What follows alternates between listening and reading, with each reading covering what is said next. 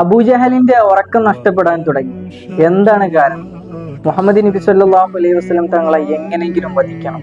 കാരണം ഇസ്ലാമിലേക്ക് ആളുകൾ കടന്നു വരികയാണ്. അപ്പോഴാണ് തന്റെ ഭാര്യ എന്ന് പറയുന്നത് നമ്മുടെ അടിമ സ്ത്രീ മുഹമ്മദിൽ വിശ്വസിക്കുന്നുണ്ട്.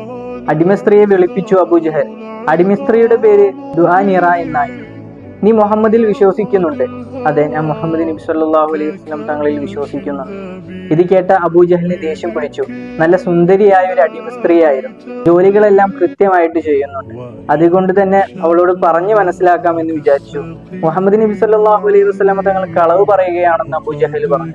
പക്ഷേ ഈ അടിമ സ്ത്രീ പറഞ്ഞു, അള്ളാഹു ഏകനാണ്, അള്ളാഹുവിനെ മാത്രമാണ് ആരാധിക്കേണ്ടത്. മുഹമ്മദ് നബി സല്ലല്ലാഹു അലൈഹി വസല്ലം തങ്ങൾ അള്ളാഹുവിന്റെ റസൂലാണെന്ന് പറഞ്ഞു. ഇത് കേട്ട അബൂജഹലിന് ദേഷ്യം പിടിച്ചു. ഒരു അടിമയെ വിളിച്ചുകൊണ്ട് ഈ അടിമ സ്ത്രീയെ കെട്ടിയിട്ട് ചാട്ടവറുകൾ കൊണ്ട് അടിക്കാൻ തുടങ്ങി. അടിമ സ്ത്രീയുടെ ദേഹമെല്ലാം പൊളിഞ്ഞ് രക്തങ്ങൾ വരാൻ തുടങ്ങി. എന്നിട്ടും അടിമ സ്ത്രീ അള്ളാഹുവിൽ തന്നെ വിശ്വസിച്ചു.